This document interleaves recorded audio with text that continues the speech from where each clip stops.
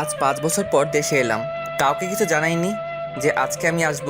আসলে গত সপ্তাহে আমার গ্র্যাজুয়েশন কমপ্লিট হয়েছে আর ভিসা কাল হাতে পেয়েছি, তাই সবাইকে সারপ্রাইজ দিব বলে আর জানিয়ে আসিনি।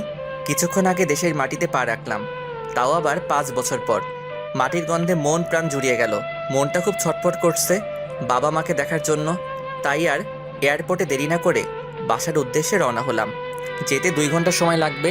ততক্ষণে আপনাদের আমার পরিচয়টা দিয়ে নেই, যদিও অনেকেই আমাকে চিনে। আমি ওমর ফারুক ফাহিম, ওরফে ফাহিম শেখ। পরিবারে আমি, বাবা আর মা।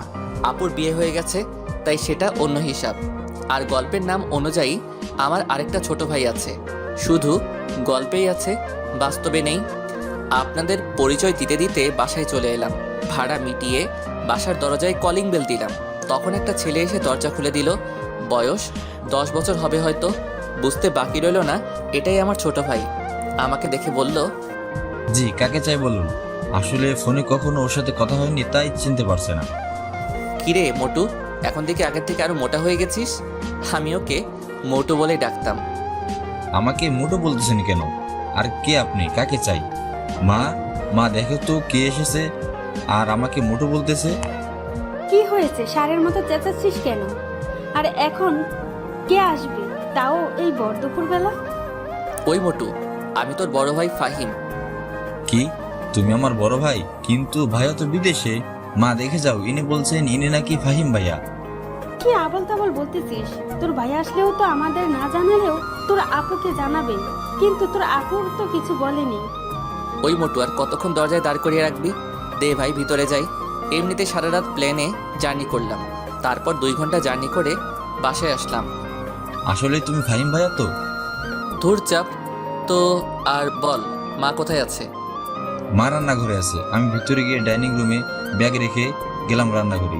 গিয়ে পিছন থেকে মায়ের চোখ দুটা হাত দিয়ে ধরে ফেললাম। এই কে কে আমার চোখ ধরেছে? দেখি বলো তো, কে হতে পারে? আর কে হবে? আমার সেই দুষ্টু বাদর ফোলা ছাড়া কে হবে? আমি চোখ ছেড়ে দিয়ে বললাম, তুমি কিভাবে বুঝলে যে আমি? আমি তোর মা, আমি না বুঝলে কে বুঝবে? হ্যাঁ, এভাবে কাউকে কিছু না জানিয়ে আসলি যে? লাস্ট সপ্তাহে গ্র্যাজুয়েশন কমপ্লিট হয়ে তাই চলে এলাম, আর সারপ্রাইজ দিব বলে কাউকে জানাইনি। আচ্ছা যা, গিয়ে ফ্রেশ হয়ে খেতে আয়, আমি খাবার রেডি করছি। আর তোর বাবাকে কল করে আসতে বলছি। আচ্ছা বলে ফ্রেশ হতে চলে গেলাম। ফ্রেশ হয়ে খাবার টেবিলে চলে এলাম। এসে দেখি বাবাও চলে এসেছে। আমাকে দেখে বাবা বলল, তা সায়েন্টিস্ট দেশে কি গবেষণা করবেন নাকি আবার আমেরিকা চলে যাবেন? এটা কি হচ্ছে? আসতে না আসতেই যাবার কথা বলতেছো? আরে এমনিতেই বলতেছিলাম। আমেরিকার একটা গবেষণাগার থেকে অ্যাপয়েন্টমেন্ট এসেছে, ভাবতেছি কি করা যায়। তা বাবা, এখন তোমার শরীরটা কেমন আছে? এতদিন ভালো ছিলাম না, এখন তুই চলে এসেছিস, তাই তোকে দেখে আগের চেয়ে ভালো হয়ে গেছি। তুই কেমন আছিস তা না বলেই আগে কাজের কথা জিজ্ঞাসা করে ফেললাম। আরে এটা তেমন কিছুই না।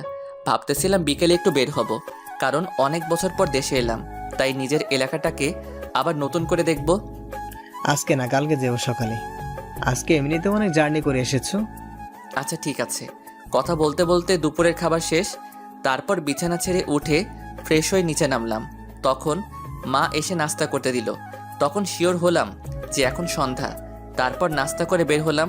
অনেক বছর পর সেই চিরচেনা শহরে বের হলাম। এখানের অনেক কিছুই পরিবর্তন হয়েছে। আমার ছোটবেলার অনেক বন্ধুরা এখনও এখানেই থাকে, কিন্তু শহরের অনেক পরিবর্তন হওয়ায় তাদের ঠিকানা খুঁজে পাচ্ছি না। তাই আর আজকে কারোর সাথে দেখা করতে যাব না। কিছুক্ষণ ঘোরাঘুরি করে বাসায় চলে এলাম। ভাবতেছি আবার যাওয়ার আগে পর্যন্ত বাবার ব্যবসা দেখাশোনা করব। তাই রাতে খাবার টেবিলে বাবাকে বললাম, বাবা, ভাবতেছি আমিও কাল থেকে অফিস যাব, যতদিন দেশে আছি। আজকে তো মাত্র দেশে আসলি আর কাল থেকে অফিসে জয়েন করার কথা বলতেছিস? তো কি হয়েছে? এমনিতেও বাসায় একা একা ভালো লাগে না। ভালো না লাগলে বিয়ে করে ফেল। লেখাপড়া শেষ করে ফেললি, আর ভালো একটা চাকরিও পেয়েছিস। মা, আমি আসতে না আসতে তুমি আবার বিয়ের জন্য উঠে পড়েছো। এমন করলে কিন্তু আমি আগামী সপ্তাহেই চলে যাব। আরে থাক না, কিছুদিন যাক, তারপর না হয় এই বিষয়ে আলোচনা করা যাবে। তা ফাহিম, সেখানে কি তোর কোনো পছন্দের কেউ আছে নাকি? যদি থাকে তাহলে আমাদের ঝামেলাটা কমে যাবে। ধুর, আমি থাকবোই না এখানে, আগামী সপ্তাহেই চলে যাব। আসলেই কি তুই চলে যাবি? আচ্ছা ভাইয়া, তুমি বিদেশ থেকে কি কি এনেছো সেগুলো তো দেখালে না, আর আমাকে দিলেও না। যা, ভুলে গেছিলাম, খাওয়া শেষ করে দিচ্ছি। এভাবে কথা বলতে বলতে খাবার খেয়ে নিলাম। তারপর সবাইকে বললাম আমার রুমে আসতে। সবাই আসার পর সবাইকে তাদের জন্য আনা উপহার বুঝিয়ে দিলাম। মোটু তো খুশিতে লাফাতে শুরু করে দিল। তারপর ঘুমের জগতে হারিয়ে গেলাম। সকালে ফ্রেশ হয়ে নাস্তা করে রেডি হয়ে নিলাম। তারপর অফিসের জন্য বের হব, এমন সময় মোটু এসে বলল যে যাওয়ার সময় তাকে স্কুলে নামিয়ে দিয়ে যেতে, আর বাবা নাকি আজকে আগেই চলে গেছে। কি আর করার, আকিবকে নিয়ে চললাম। তারপর আকিবকে স্কুলে নামিয়ে দিয়ে অফিসের উদ্দেশ্যে চললাম। গাড়ি চলছে তার আপন গতিতে। হঠাৎ একটা মেয়ে গাড়ির সামনে চলে এলো। আসলে মেয়েটারও কোনো দোষ ছিল না, আমি একটু বেখালি হয়ে পড়েছিলাম, তাই এমন হলো। ভাগ্য ভালো, তাও অ্যাক্সিডেন্ট হয়নি। আমি তার আগে ব্রেক মেরে দিয়েছি। গাড়িটা একেবারে মেয়েটার কাছে গিয়ে থামলো। মেয়েটা ভয় পেয়ে চোখ বন্ধ করে ফেলেছে মনে হয়, তাই আমি তাড়াতাড়ি গাড়ি থেকে নেমে মেয়েটার সামনে গেলাম। গিয়ে জিজ্ঞাসা করলাম আর ইউ ফাইন? মেয়েটা চুপ করে আছে, তাই আবার জিজ্ঞাসা করলাম আপনি কি ঠিক আছেন? কোথাও লাগেনি তো আপনার? তখন মেয়েটা চোখ খুলে তাকালো, তখনও কিছু বলল না। তাই আবার জিজ্ঞাসা করলাম আপনি কি ঠিক আছেন, নাকি কোথাও লেগেছে আপনার? ডাক্তারের কাছে নিয়ে যেতে হবে নাকি? তখন মেয়েটা বলল না, আমি ঠিক আছি, বলে মেয়েটা চলে যেতে লাগলো। আমি পিছন থেকে অনেক ডাকলাম, কিন্তু কোনো রেসপন্স করলো না। তাই আমিও আবার গাড়িতে উঠে অফিসের উদ্দেশ্যে চললাম। কিছুক্ষণ পর অফিসে চলে গেলাম। সেখানে গিয়ে দেখি খুব সুন্দর করে অফিস সাজানো, আর সবাই ফুলের তোড়া নিয়ে গেটে নিয়ে দাঁড়িয়ে আছে। আমি গাড়ি থেকে নামা মাত্রই সবাই একে একে এসে আমাকে ফুলের তোড়া দেওয়া শুরু করলো, সাথে স্বাগতম প্লাস অভিনন্দন জানাচ্ছে। এইসব শেষে বাবা এসে বললেন কি হলো, তোর এত দেরি হলো কেন? আসলে বাবা, রাস্তায় একটা সমস্যা হয়েছিল, তাই আসতে একটু দেরি হয়েছে। ও আচ্ছা, ঠিক আছে, আয় সবার সাথে পরিচয় হয়নি, পরে চল আমরা আমার কেবিনে যাই। তারপর একে একে সবার সাথে পরিচিত হয়ে বাবার সাথে তার কেবিনে গেলাম। তারপর বাবা আমাকে কাজ বোঝাচ্ছেন। তারপর পিয়ন এসে কফি দিয়ে গেল। আমি আর বাবা কফি খাচ্ছি আর কাজের বিষয় দেখছি। তখনই বাবা বলল শোন, আমি কালকে একটা কাজে মালয়েশিয়া যাব 3 দিনের জন্য, আর এই 3 দিন তোকে অফিস সামলাতে হবে। আচ্ছা, তা না হয় হবে, কিন্তু কি কাজে যাবে তা তো বলো। আর এই 3 দিন কোনো মিটিং কি আছে নাকি? অফিসের কাজে যাব, আর কালকে 3টায় মিটিং আছে, আর বাকি সব তোকে ম্যানেজার বুঝিয়ে দিবে। আর মিটিংয়ে উনি তোর সাথেই থাকবেন। তোর যদি কোনো সমস্যা হয় তাহলে ওনাকে বলবি, উনি তোকে সব রকম সাহায্য করবেন। এইভাবে বাবা ছেলে কাজের ব্যাপারে কথা বলতে বলতে লাঞ্চের টাইম হয়ে গেল। তাই ক্যান্টিনে গিয়ে লাঞ্চ করে নিলাম। আমাদের ক্যান্টিনে দেখে সবাই অবাক হয়ে গেল। আসলে বাবা বলেছিল রেস্টুরেন্টে গিয়ে লাঞ্চ করতে, কিন্তু আমি বললাম ক্যান্টিনে যেতে। আমার সাধারণ মানুষের মতো চলাফেরা করতেই ভালো লাগে, তাই সবাইকে বললাম কি হলো, আপনারা লাঞ্চ করা বন্ধ করে দিলেন কেন? সবাই যার যার মতো লাঞ্চ করে কাজে যান। আসলে স্যার, আপনি আমাদের সাথে ক্যান্টিনে বসে খাবেন, তাই একটু অবাক হলাম। অবাক হবার কিছুই নেই, আমিও আপনাদের মতোই একজন মানুষ, তাই সবাই নিজেদের মতো লাঞ্চ করে নিজেদের কাজে ফিরে যান। তারপর বাবা আর আমি লাঞ্চ করে কেবিনে চলে গেলাম। তারপর আবার কাজ করা শুরু করলাম। কখন যে সন্ধ্যা হয়ে গেল তা বুঝতেই পারলাম না। হঠাৎ ফোনটা চিল্লানি শুরু করে দিল, তাই ফোন উঠাইলাম। উঠাইয়া দেখি মা কল দিয়েছে, তাই কল রিসিভ করলাম। পরে মা বলল কি রে, বাসায় কি আজকে আর আসবি না? মার কথা শুনে আমি ঘড়ির দিকে তাকালাম, তাকিয়ে দেখি 6টা বেজে গেছে। আমি মাকে আসছি বলে কল কেটে দিলাম। অফিস থেকে বের হয়ে গাড়িতে উঠে গাড়ি স্টার্ট করলাম। তখনই আবার ফোন চিল্লানি দেওয়া শুরু করলো। যা বাবা, এখন আবার কল দিল কিল্লাই। কল রিসিভ করার পর বাবা বলল এই শোন, আমি না আকিবকে তার ম্যাডামের বাসা থেকে আনতে ভুলে গেছি। তুই তো মনে হয় অফিস থেকে বের হয়ে গেছিস, তাই একটু আসার পথে তাকে নিয়ে আসিস। আচ্ছা, তুমি ঠিকানা দাও, আমি আসার সময় নিয়ে আসবনি। নিয়ে আসিস, কিন্তু ও একাই আসতে পারতো, কিন্তু রাত হয়ে গেছে তাই তোকে বললাম নিয়ে আসতে। আমি বাবার দেওয়ার ঠিকানায় চলে গেলাম। গিয়ে কলিং বেল বাজালাম। তখন যে দরজা খুলে দিল তাকে দেখে আমি হা হয়ে গেছি। তখন মেয়েটা আমাকে দেখে একটা রাগী ভাব নিয়ে আমার দিকে তাকালো আর জিজ্ঞাসা করলো আপনি এখানে কেন? আমার পিছু করছেন না তো?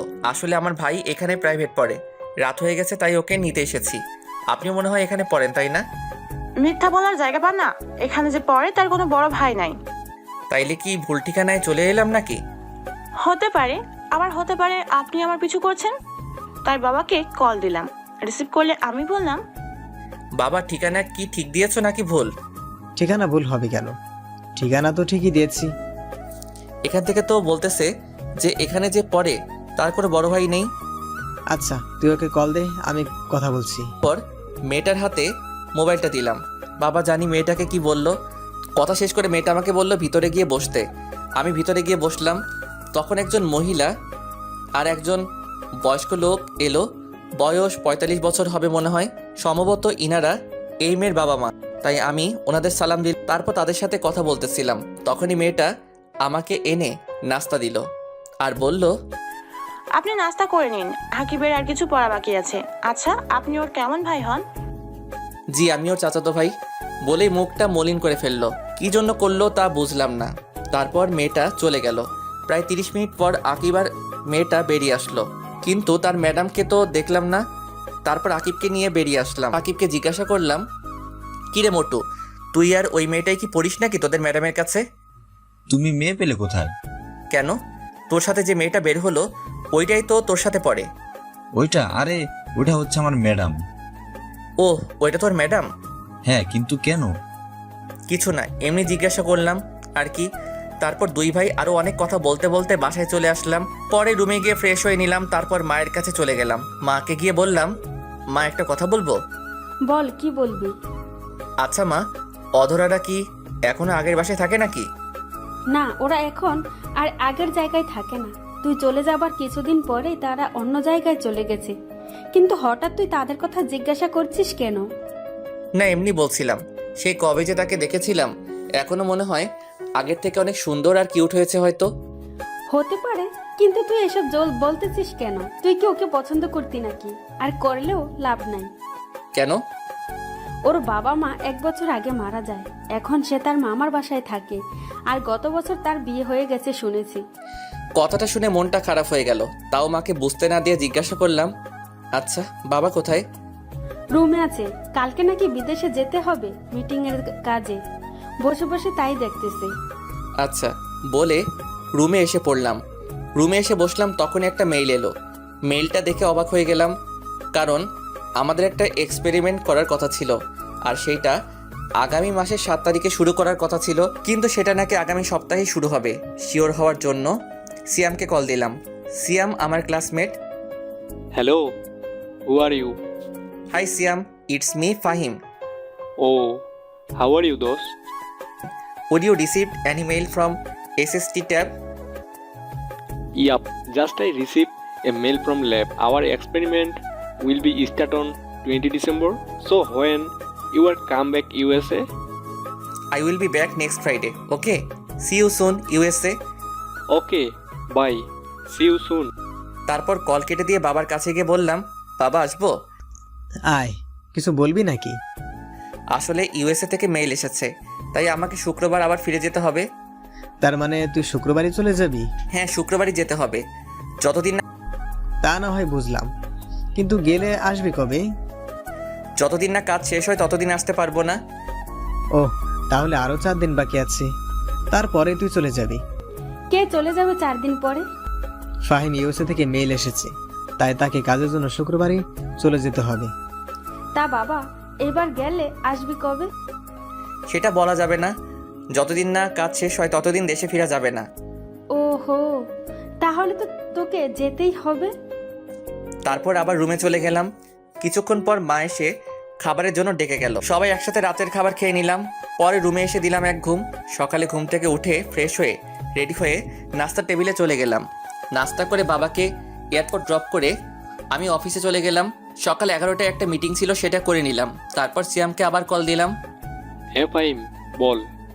আচ্ছা তুই আমার টিকিট কনফার্ম কর, আমি শুক্রবার এয়ারপোর্ট থেকে রিসিভ করে নিব। আচ্ছা, তা না হয় করে দিলাম। তা দোস্ত, মেয়েটা কেমন রে? কোন মেয়ের কথা বলতেছিস? যে আমার বন্ধুটার রাতের ঘুম কেড়ে নিয়েছে। তুই যে কিসব বলতেছিস কিছুই বুঝতেছি না। আচ্ছা এখন বাই, পরে কল দিব। আচ্ছা বাই। কল কেটে দিয়ে আবার অফিসের কাজে মনোযোগ দিলাম। সন্ধ্যায় কাজ শেষ করে বাসায় ফিরলাম। বাসায় ঢোকার সাথে সাথে কিসের সাথে যেন আঘাত লাগলো। খুবই নমনীয় বস্তু, কিন্তু দেয়াল তো শক্ত, এত নরম না। ভাবা বন্ধ করে কি হয়েছে দেখার জন্য সামনে তাকালাম। তাকিয়ে দেখি আকিবের টিচার মাটিতে পড়ে আছে। দেখে মনে হচ্ছে ব্যথা পেয়েছে, তাই আমি ডান হাত বাড়িয়ে দিলাম। মেয়েটা আমার হাত ধরে উঠে দাঁড়ালো। তখনই মা এসে জিজ্ঞাসা করলো, কি রে, এখনো পিছিয়ে আছিস নাকি? এইভাবে কেউ চেঁচায় নাকি? কেন নাকি? না, তুমি তো কচি খোকা, আসো তোমাকে ফিটার খাওয়াই। কি রে মা, তুই হাতে ব্যথা পেলে কিভাবে? কিছু হয়নি আন্টি। মা, উনি মনে হয় বের হচ্ছিলেন আর আমি ভিতরে আসছিলাম। তখনই আমি ওনার সাথে ধাক্কা খাই আর উনি পড়ে যায়। আর পড়ে গিয়ে মনে হয় উনি হাতে ব্যথা পেয়েছেন। এত বড় হয়ে গিয়েছিস, এখনো দেখে চলাফেরা করতে পারিস না? দেখ তো, তোর জন্য মেয়েটা কেমন একটা ব্যথা পেয়েছে। আকিব, ফার্স্ট এড বক্সটা নিয়ে আয় তো তাড়াতাড়ি। আন্টি, এর কোনো দরকার নেই। তুই চুপ কর। কোনটা দরকার সেটা আমি বুঝবো, তুই চুপ করে বসে থাক। এমনভাবে সেবা করছে দেখে মনে হচ্ছে ছেলের বউয়ের সেবা করছে। ঠিক বলেছিস, ছেলের বউ তো। আমি কখন কি বললাম আবার? আর তোমার কোন ছেলের বউ? কেন, তোর বউ। বললাম। আর ইনাকে তো আমি ভালো করে চিনিও না। ওর নাম হলো ইসরাত জাহান, অধরা। আমার ওকে ইসরাত বলে ডাকি। আর ওর সাথেই তোর বিয়ে ঠিক হয়ে আছে। আমি বিয়েই করব না কখনোই। তুই করবি না, তোর বাপ করবে। বাবাকেই করাও, তাইলে তোমার একটা সতীন হবে। দাঁড়া হতচ্ছাড়া, দেখছি বিয়ে কিভাবে না করিস। আন্টি, আমি গেলাম। আরে কই যাস? নাস্তা করে যা, আমি এখনই এনে দিচ্ছি। আর রাতের খাবার না খেয়ে তোকে যেতে দিব ভাবলে কিভাবে? আন্টি, আজকে না, অন্য একদিন। এখন থেকে তো আকিবকে এখানে এসেই পড়াবো। সেটা পরে দেখা যাবে, এখন বস, রাতের খাবার খেয়ে যাবে। আর আমি এখন নাস্তা এনে দিতেছি, বস। তুই এখনো দাঁড়িয়ে আছিস কেন? যা গিয়ে ফ্রেশ হয়ে নে। যাচ্ছি। এমন করলে তো এখানে টিকাই যাবে। আমি কালকে চলে যাব, তখন দেখবো করে আমার সাথে এমন করো। যেদিনই যাস, যাওয়ার আগেই তোকে বিয়ে করাবো। সেটা দেখা যাবে না। আমি বিয়ে করব না মনের মতো কাউকে যতক্ষণ না পাই। আমিও দেখে নিব কি করে তুই বিয়ে না করিস। ইসরাত বিয়ের কথা শুনে মনে হয় লজ্জা পেয়েছে, মুখ পুরো লাল হয়ে গেছে। আমি গিয়ে ফ্রেশ হয়ে নিলাম। পরে আকিবের কাছে গেলাম, গিয়ে বললাম, কিরে মোটো, কি করিস? কি আর করবো, ম্যাডাম যা পড়া দিয়েছে সেগুলো পড়তেছি। ম্যাডাম কি চলে গেছে নাকি? কেন, ম্যাডাম চলে গেছে কিনা জানতে চাইছিস? একটু টিভি দেখতাম আর কি। একটা নতুন কার্টুন হচ্ছে, সেটা দেখতে হবে, তাই জিজ্ঞাসা করলাম। না আম্মু, তোর ম্যাডামকে নাকি তোর বউ করবে, তাই বসিয়ে রেখেছে। আমার বউ না, তোমার বউ বানাবে। আর এটা হচ্ছে অধরা আপু, যাকে তুমি ভালোবাসো। আমি ভালোবাসি কি যা তা বলছিস এসব? কে কিসব বলতেছে? কই কিছু না তো। বলছিলাম কি, বিয়েটা যখন করতেই হবে তাহলে কালকেই করে নেই। চাইতেছিলাম বউকে একেবারে সাথে করে নিয়ে যাব। কিছুক্ষণ আগেই না বললি বিয়ে করবি না, এখন বলছিস বিয়ে করবি, বউকে সাথে নিয়ে যাবি? কিছুই তো বুঝতে পারছি না। আসলে মা, ভাইয়া পুরোটা বলার আগেই আমার মুখ চেপে ধরলাম। বড়দের মাঝখানে কথা বলতে নেই, মোটো সেটা কি জানিস না? তুই ওকে আটকালি কেন? আকিব কি বলছিলি বলতো? আমি ওকে চোখের ইশারায় না বলতে বলে মুখ ছেড়ে দিলাম। কিছু না মা, আসলে ভাইয়া চাইছিল চলে যাবে, আর তুমিও তো বললে ভাইয়াকে যেভাবে হোক বিয়ে করাবে, তাই। সত্যি তো? মিথ্যা কেন বলবো তোমার সাথে? তাহলে কি কালকেই বিয়ের ব্যবস্থা করবে নাকি? জি না, এখন আর আপনাকে বিয়ে আপনি যাওয়ার আগে করানো যাবে না। আগে আমাকে জানতে হবে কি জন্য এই সময়ের মধ্যে আপনি রাজি হয়ে গেছেন। ধুর, ভাল লাগে না। আমি কালকেই চলে যাব বলে সিয়ামকে কল দিলাম। Hey Siyam, listen, I will be back on first flight tomorrow, so you confirm the ticket and let me know. Okay, I will let you know by cutting the trick. Okay bye বলে call কেটে দিলাম। পরে রুমে গিয়ে packing করে নিলাম। তারপর সন্ধ্যার নাস্তা করে রুমে চলে এলাম। এসে বাবাকে কল দিয়ে জানিয়ে দিলাম যে আমি কালকেই চলে যাব। বাবা জানতে চেয়েছিল কি হয়েছে, আমি কিছুই বলিনি। তারপর হালকা একটা ঘুম দিলাম। মায়ের ডাকে ঘুম ভাঙলো। ঘুম থেকে উঠে ফ্রেশ হয়ে রাতের খাবার খেয়ে নিলাম। খাবার খেয়ে নিয়ে রুমে এসে বসেছিলাম। এমন সময় সিয়াম কল করে জানালো যে কাল সকাল 10টায় ফ্লাইট। আমি বললাম আচ্ছা ঠিক আছে। তারপর মা এসে বলল, এই শুন, বলো কি বলবা? আর একটা কথা, কালকে সকালে আমি চলে যাব। 6টায় বাসা থেকে বের হব। সত্যি তুই চলে যাবি? তা গেলে যাবি, তাতে কার কি আসে যায়? যা বলতে এসেছিলাম, আকিবের ম্যাডামকে বাসায় দিয়ে আয়। অনেক রাত হয়ে গেছে, তার উপর একটা মেয়ে এসে রাস্তায় যদি কিছু হয়ে যায়, তাই তুই তাকে বাসা পর্যন্ত দিয়ে আয়। আমি যেতে পারবো না, ড্রাইভারকে বলো দিয়ে আসতে। ড্রাইভার তো চলে গেছে। চলে গেছে মানে? এখন কয়টা বাজে? ড্রাইভার চলে গেছে? এখন রাত 11টা বাজে। আর কোনো কথা না বলে ওকে দিয়ে আয়, না হলে এই ঘরে তোর কোনো জায়গা হবে না।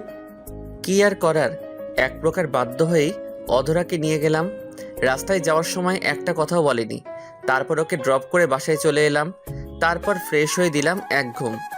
সকালে ঘুম থেকে উঠে ফ্রেশ হয়ে লাগেজটা গুছিয়ে নিলাম।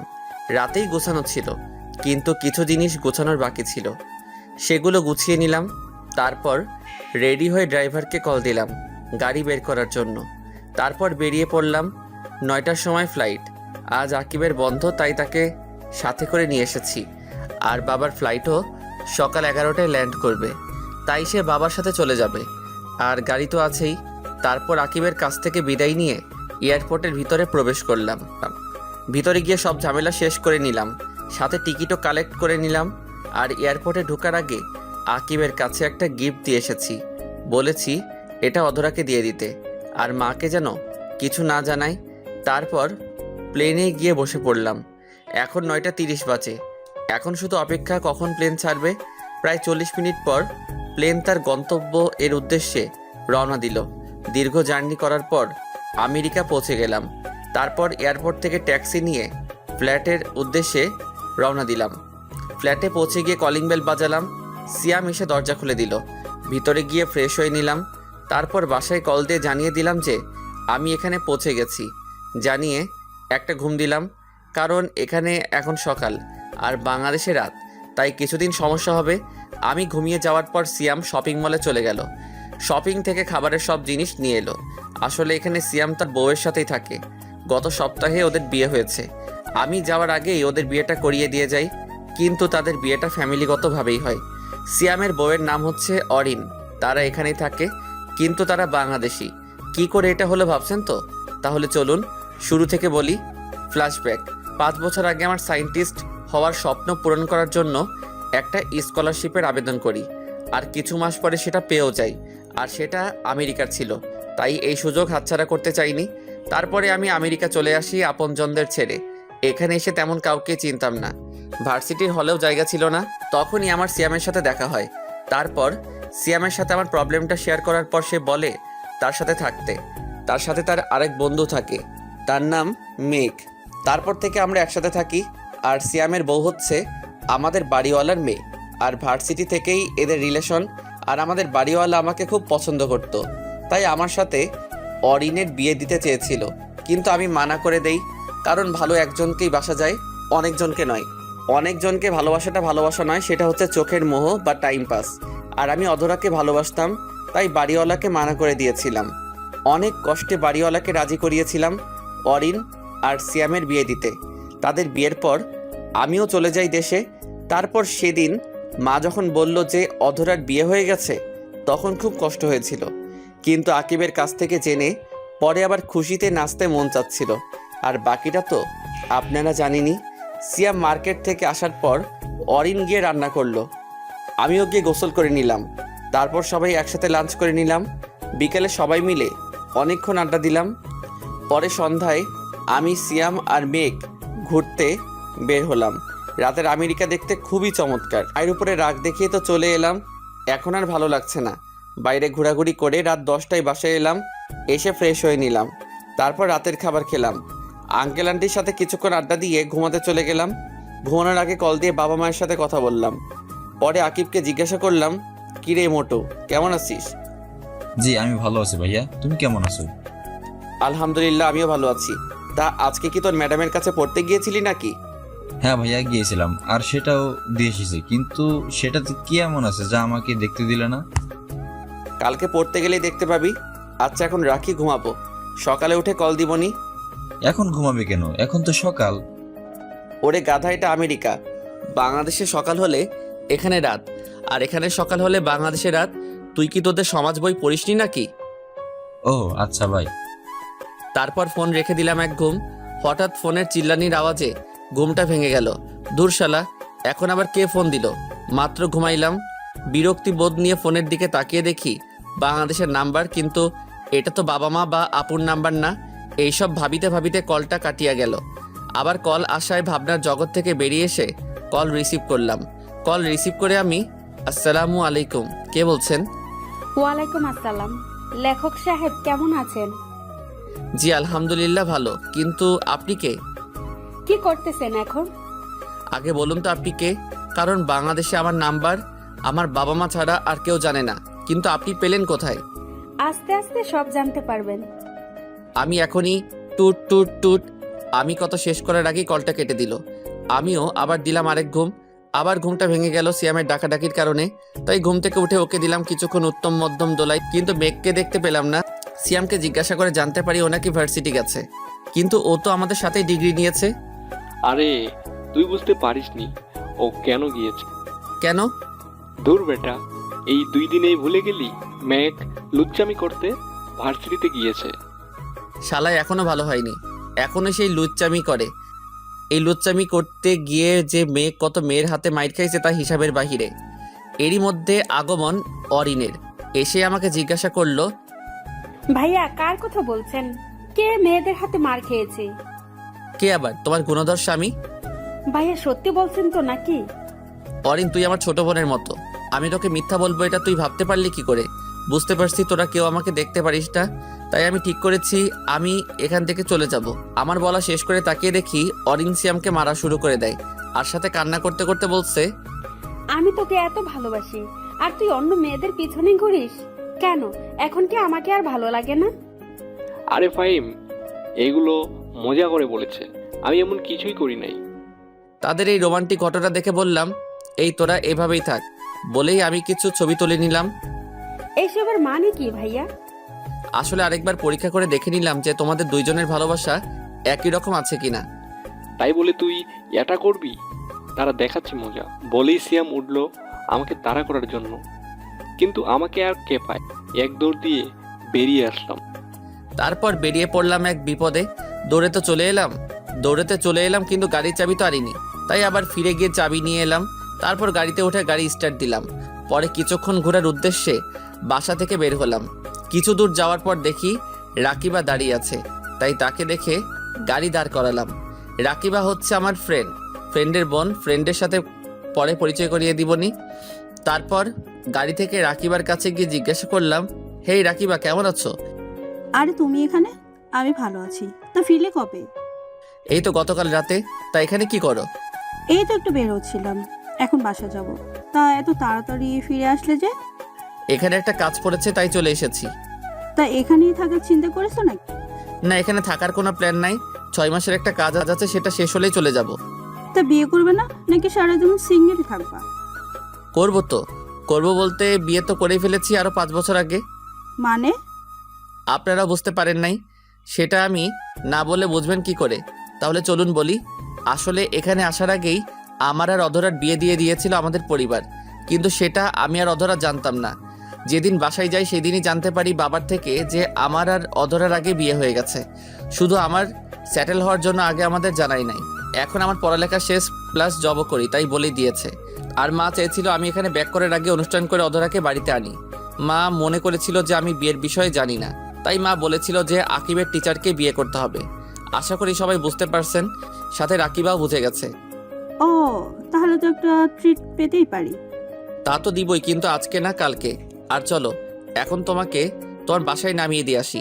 তারপর রাকিবাকে তার বাসায় নামিয়ে দিয়ে এলাম। পরে সারাদিন ঘোরাঘুরি করে রাতে রেস্টুরেন্টে খেয়ে বাসায় আসলাম।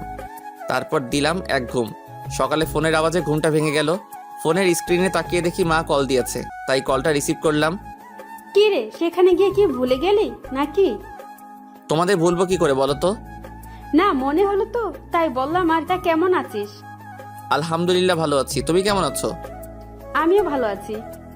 বাবা আর আকিব কেমন আছে? তারাও ভালো আছে, কিন্তু তুই যে এভাবে চলে যাবি বুঝতে পারিনি। এখানে এলি কিন্তু 1 সপ্তাহ থাকলি না। মা বোঝার চেষ্টা করো, আমি একজন বিজ্ঞানী। আর আমার যে কোনো সময় যে কোনো জিনিস আবিষ্কার করার জন্য ডাক আসতে পারে। যখন ডাক আসবে আমাকে তখনই চলে যেতে হবে। তা বুঝলাম, কিন্তু খাওয়া দাওয়া ঠিক মতো করবি কিন্তু। আচ্ছা মা, ঠিক আছে, এখন রাখি, বাই। আচ্ছা ঠিক আছে, বাই। তারপর ফ্রেশ হয়ে নিলাম। দেখি নাস্তার টেবিলে সবাই অপেক্ষা করছে আমার জন্য। তখন আমিও গিয়ে বসে পড়লাম তাদের সাথে। তখন আঙ্কেল জিজ্ঞাসা করলো, বাবা, তোমাদের এক্সপেরিমেন্ট কবে থেকে শুরু হবে? জি আঙ্কেল, এই তো শুক্রবারে শুরু হবে। তা ততদিন কি তোমাদের সেখানে থাকতে হবে নাকি? জি আঙ্কেল, আমাদের সেখানেই থাকতে হবে। আর একটা কথা আঙ্কেল, আজকে রাতে একটা পার্টি দিতে চাই আপনার বাগানে, যদি আপনার কোনো আপত্তি না থাকে। এতে আপত্তি থাকার কি আছে? তোমাকে আমি বলেছি না, এটাকে তুমি তোমার নিজের বাড়ি ভাবতে পারো। ধন্যবাদ আঙ্কেল, তাহলে আমি আয়োজন শুরু করি। আর হ্যাঁ, আপনাদেরও কিন্তু থাকতে হবে। তা না হয় থাকবো, কিন্তু পার্টিটা কিসের সেটা তো বলো। সেটা সারপ্রাইজ। আচ্ছা বাবা, তাহলে থাক। আর দরকার পড়লে বলিও, আমরাও তোমাকে সাহায্য করব। তা তো করতেই হবে, সব রান্না আন্টি আর অরিনকেই করতে হবে। কি, আমাকে রান্না করতে হবে? জি ম্যাডাম, করতে হবে। আচ্ছা ঠিক আছে, কিন্তু কয়জন আসবে? বেশি না, আমরা যতজন বন্ধু আছি তারাই। আর তাদের সাথে শুধু সাব্বিরের বোন আসবে। আর শুনো, সব কিন্তু বাঙালি খাবার রান্না করতে হবে। ও, তাহলে তো কোনো ব্যাপারই না। ঠিক আছে, বাঙালি রান্নাই করব। তাহলে আমি ইভেন্ট ম্যানেজমেন্টের লোকের সাথে কথা বলতেছি। আর সিয়াম, তুই সবাইকে কল করে জানিয়ে দে। আচ্ছা। তারপর আমি ইভেন্ট ম্যানেজমেন্টের লোকদের কল করে আসতে বললাম। কিছুক্ষণ পর এসে তারা তাদের কাজ শুরু করে দিল। আর সন্ধ্যা পর্যন্ত তারা তাদের কাজ করলো। তারপর একে একে সবাই আসা শুরু করলো। আর আমি গিয়ে সবার সাথে কুশল বিনিময় করে নিলাম। তখন সবার মুখেই শুধু একটাই কথা, সারপ্রাইজটা কি? তখন আমি বললাম, অ্যাটেনশন গাইস, অপেক্ষার প্রহর শেষ। জানি আপনারা সবাই অধীর আগ্রহে আছেন যে কী কারণে আজকের এই পার্টিটা। হ্যাঁ, আমরা সবাই জানতে আগ্রহী, তাড়াতাড়ি বলো। আজকের পার্টিটা হচ্ছে আমার বিয়ে উপলক্ষে। কি, তোর বিয়ে? হ্যাঁ রে দোস্ত, এটা আমার বিয়ের পার্টি। আর বিয়েটা আমাদের কাজ শেষ হলেই হবে। তারপর সবাই আগ্রহী হয়ে গেল মেয়েটাকে তা জানার জন্য। আমি সবাইকে বলে দিলাম যে বিয়ের সময়ই তারা তাকে দেখতে পাবে। তখন সিয়াম বলল, দূর বেটা, এখন নাম বললে কি এমন হয়ে যাবে? বিয়ের দিন নাম জানলে কি এমন হয়ে যাবে? তারপর সবাই মিলে পার্টিতে অনেক মজা করলাম। পরে সবাইকে বিদায় জানিয়ে চলে এলাম। তারপর দিলাম এক ঘুম। সকালে ঘুম থেকে উঠে বাসায় কল দিলাম, কারণ গতকাল রাতে পার্টির জন্য কল দেওয়া হয়নি, তাই এখন দিলাম। হ্যালো মা, কেমন আছো? ভালো আছি, তুই কেমন আছিস? আলহামদুলিল্লাহ ভালো আছি। কি করো? এই তো 10টা বাজে, এখন ডিনার করব। আচ্ছা ভাই, তাহলে তোমরা ডিনার করে নাও। আচ্ছা বাই। কল কেটে গিয়ে ফ্রেশ হয়ে নিলাম। সকালে নাস্তা করতে যাব এমন সময় কল এলো। ফোনটা হাতে নিয়ে দেখি সেই অপরিচিতা মেয়ে, তাই কলটা রিসিভ করলাম না। নাস্তা করতে চলে গেলাম। নাস্তা করে এসে দেখি 20টা মিসড কল। চেক করে দেখি সবগুলোই ওই অপরিচিতা মেয়েটা দিয়েছে। দেখতে দেখতে আবার মেয়েটা কল দিল, তাই রিসিভ করলাম। তখন মেয়েটা বলল, ওই, আপনি নিজেকে কি মনে করেন? হ্যাঁ, আমি নিজেকে অনেক কিছুই মনে করি, কিন্তু আপনি কান্না করছেন কেন? জানেন আমি কতটা চিন্তা করছিলাম, আপনি কল ধরছিলেন না বলে। আপনি কেন আমার জন্য চিন্তা করবেন? টুট টুট টুট। কলটা কেটে দিল কোনো উত্তর না দিয়ে। চিন্তায় পড়ে গেলাম, কে এই মেয়েটা আর কল করে কী সব বকলো। তখনই সিয়াম এসে বলল, ফাইম, চল ঘুরতে যাই। বিয়ের পরেও এখনো পর্যন্ত আমরা একদিনও ঘুরতে যাইনি। আজকে ভালো লাগছে না, আমি যাব না, তোরাই গিয়ে ঘুরে আয়। আমাদের সাথে চল, ঘুরলে তোর মন ভালো হয়ে যাবে। আমি আর অরিন নিচে অপেক্ষা করছি, 5 মিনিটের মধ্যে নিচে চলে আয়। বলে সিয়াম চলে গেল। আমিও বাধ্য হয়ে রেডি হয়ে নিচে চলে গেলাম। আমি গাড়ি চালাইনি, সিয়ামই ড্রাইভ করেছে, আর তার পাশের সিটে অরিন বসেছিল। তারপর সারাদিন আমরা বিভিন্ন জায়গায় ঘুরলাম। রাতে বাইরে থেকে খেয়ে এসেছিলাম, তাই ফ্রেশ হয়ে ঘুমিয়ে গেলাম। এভাবে দিন কাটতে লাগলো। সেদিনের পর থেকে মেয়েটা আর কল দেয়নি। আমিও সেটা নিয়ে মাথা ঘামাইনি। কিন্তু একটা জিনিস ভেবে অবাক হচ্ছি, আমি কল না ধরাই সেদিন কান্না করলো কিল্লাই। সিয়ামের ডাকে ভাবনার জগৎ থেকে বের হলাম। তারপর সিয়ামের সাথে শপিং করতে গেলাম। কাল থেকে এক্সপেরিমেন্ট শুরু হবে। যতদিন লাগে এক্সপেরিমেন্ট শেষ হতে ততদিন সেখানে থাকতে হবে, আর ততদিন কারোর সাথে যোগাযোগ করা যাবে না। সারাদিন শপিং আর ঘোরাঘুরি করে রাতে বাসায় ফিরলাম। রাতের খাবার খাওয়ার আগে বাসায় কল দিয়ে সবার সাথে কথা বলে নিলাম, কারণ জানি না আবার কবে তাদের সাথে কথা বলতে পারবো। তাদের জানিয়ে দিলাম যে কাল থেকে আমার কাজ শুরু হবে। তারপর কথা শেষ করে খেয়ে দিলাম এক ঘুম। সকালে ঘুম থেকে উঠে ফ্রেশ হয়ে নিলাম। আজকে আমি খুব খুশি। আজকে আমি আমার কর্মজীবনে পা দিব। তারপর গিয়ে নাস্তা করে নিলাম। ফোনটা বন্ধ করে বাসায় রেখে নিলাম, কারণ সেখানে আমি সবাইকে বলে দিয়েছি কেউ যেন ফোন নিয়ে না যায়। আমি চাই যত তাড়াতাড়ি সম্ভব কাজটা শেষ করতে, প্লাস সবাই যেন শুধু কাজেই মনোযোগ দেয়, কারণ কাজটা খুব ইম্পর্টেন্ট। একটু ভুল হলে সব শেষ। তারপর আমি, সিয়াম আর অরিন বেরিয়ে পড়লাম এসএসটি ল্যাবের উদ্দেশ্যে।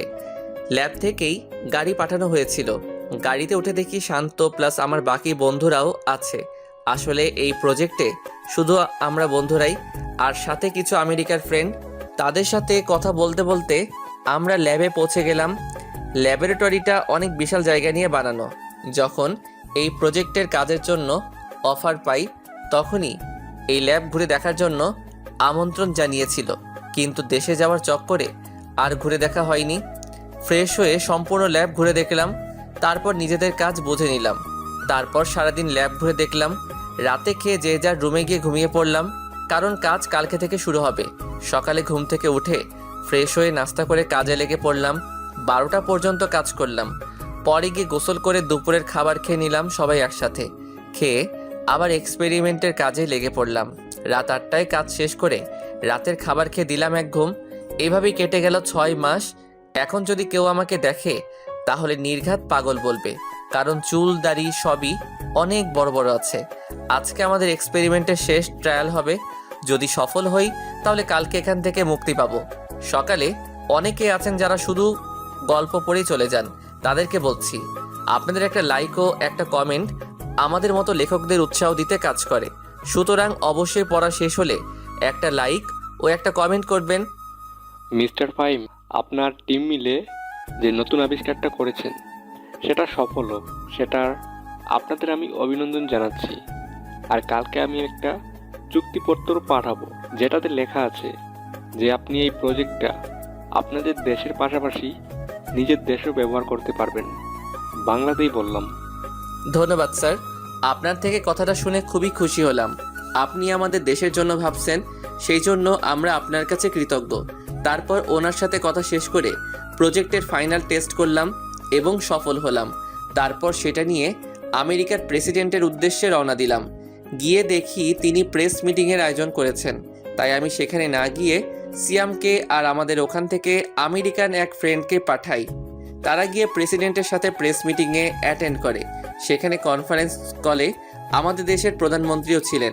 তখন প্রেসিডেন্টের সামনে প্রজেক্টের প্রেজেন্টেশন করে দেখালো সিয়াম। তখনই বাঁধলো এক বিপদ। প্রেসিডেন্ট ও প্রধানমন্ত্রী আমাকে খোঁজা শুরু করে দিল।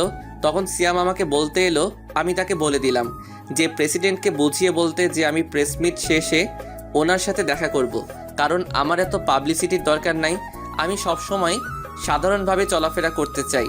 তারপর প্রেস মিট শেষে আমরা সবাই গিয়ে ওনার সাথে দেখা করলাম।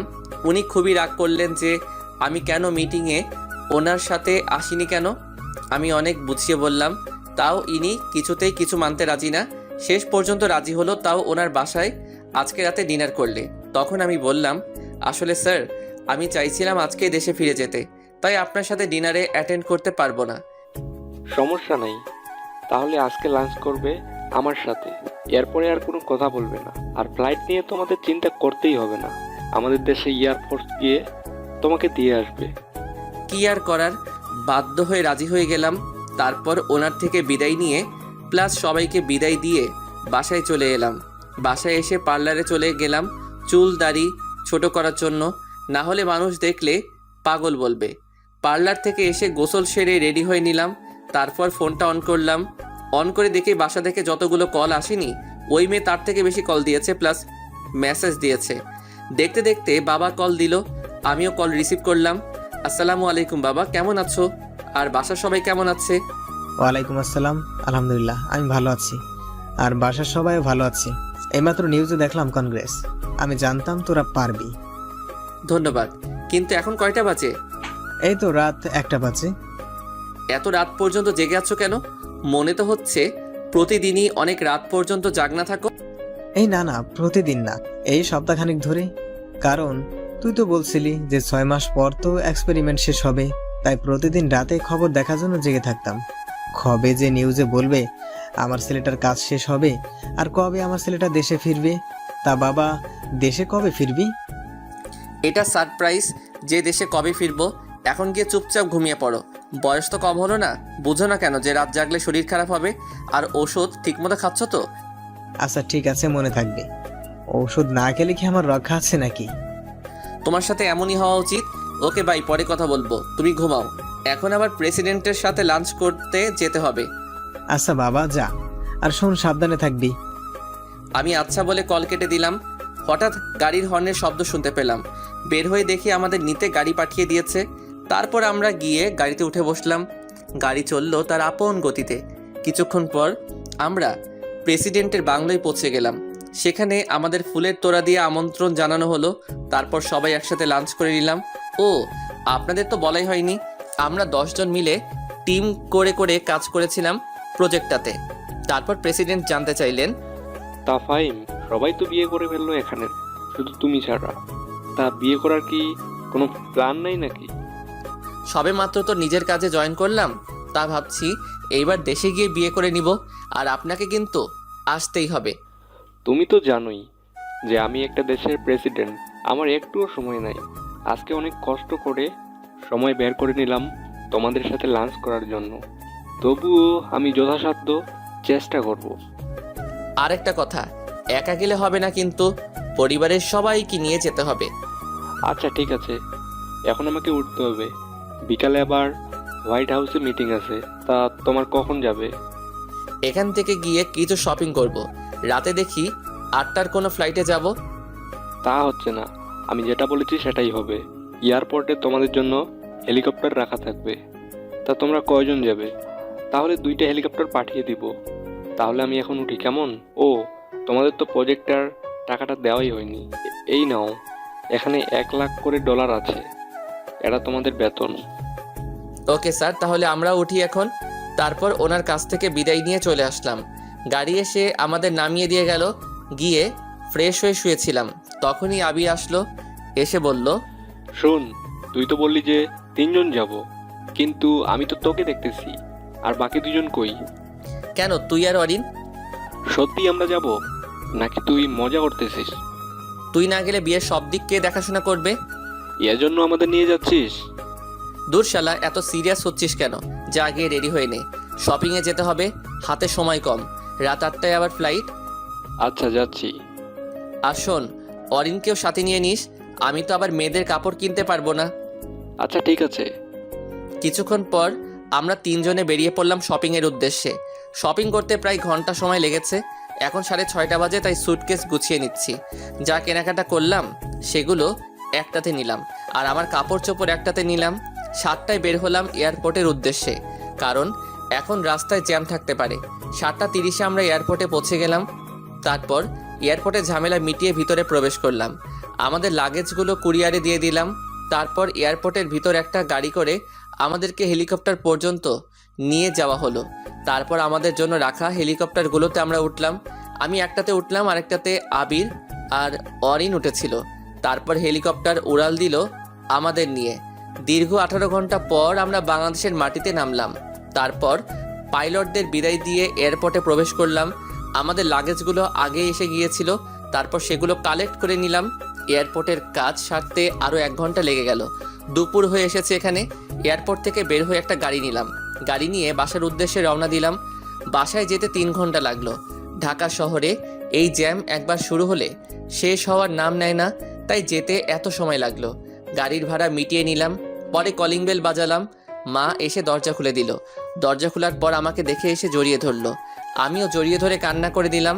এই 6 মাসে একদিনও কথা বলতে পারিনি। তারপর মাকে আবির আর অরিনের সাথে আলাপ করিয়ে দিলাম। তারপর আমরা ভিতরে গেলাম, গিয়ে ফ্রেশ হয়ে নিলাম। রুমে গিয়ে আর আবিরদের গেস্ট রুমে দিয়ে আসলাম আর বললাম ফ্রেশ হয়ে নিতে। নিচে এসে মাকে জিজ্ঞাসা করলাম, মা, আকিব কই? ওকে দেখছি না যে।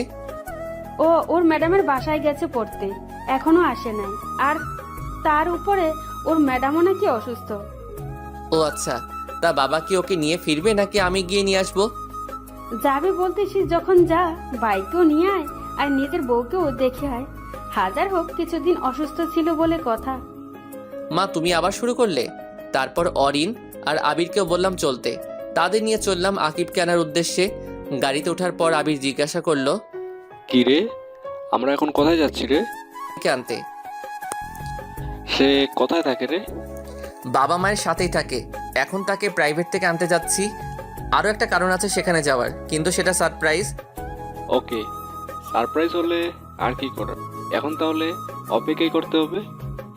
তারপর গাড়ি নিয়ে বেরিয়ে পড়লাম আকিবের ম্যাডামের বাসার উদ্দেশ্যে, মানে আমার হবু বউয়ের বাসার উদ্দেশ্যে। মিনিট 10 পরে আমরা আমাদের গন্তব্যে পৌঁছে গেলাম। গাড়ি থেকে নেমে সিঁড়ি বেয়ে 3 তলায় চলে গেলাম। গিয়ে কলিং বেল বাজালাম।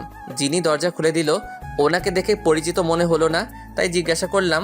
তিনি জানালেন যে অধরারা নাকি গত মাসে এখান থেকে চলে গেছে। তারপর তাদের নিয়ে একটা রেস্টুরেন্টে গিয়ে বসলাম। পরে মাকে কল করে বললাম, মা আকিবের টিচাররা কি বাসা চেঞ্জ করে ফেলেছে নাকি? এই দেখ, তোকে বলতেই ভুলে গেছি, আসলে তুই তাড়াহুড়ো করে চলে গেলি তাই বলতে পারিনি।